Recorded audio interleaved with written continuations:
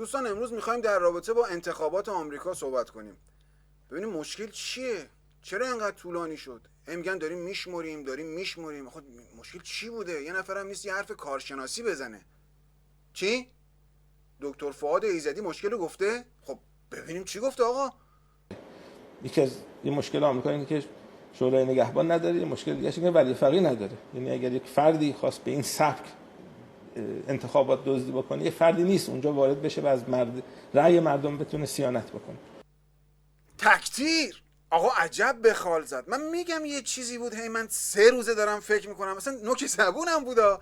آره دیگه، خب انتخاباتی که توش دایناسورالله های شورای نگهبان نباشه همه میشه دیگه. اصلا صلاحیت این کاندیدای ریاست جمهوری رو کی تایید کرده؟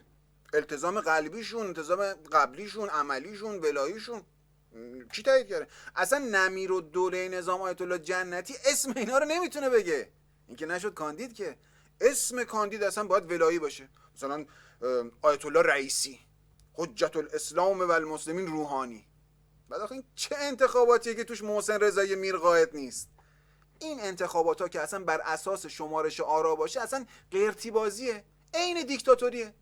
انتخابات مزگان داریم تو ایران، یه ماه قبل از اینکه کسی رأی بده رأی‌ها رو شمردن، رئیس جمهور انتخاب شده. آره، یه اتاق تجمیع آرا هست که از توش منویات مقام عظما از وسط دود و منقل و شیش نخونی و دودو بگی در نره میزنه بیرون هیولا. آره، کاندیداهای انتخابات همه جوندار، ولایی، پاک دست. یه وضعیتی. سردار قالیباف بود دزد سر گردنه، رانتخار. رئیسی قاتل.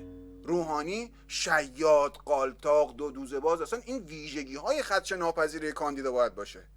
بعد اصلا همین ستا اومدن تو مناظرهای انتخاباتی پته همدیگر ریختن رو آب. اصلا خوبیش هم این بود که بعد از انتخابات هم اصلا دورریز نداشتن. یکی شد رئیس جمهور، یکی شد رئیس قوه قضاییه، یکی شد رئیس مجلس. میدونی اینجوریه.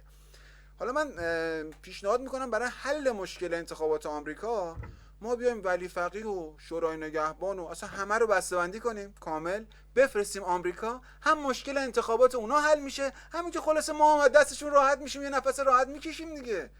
ها شما اگه راه حل دیگه ای دارین کامنت بذارین ببینیم چی میشه آخه. قربان شما.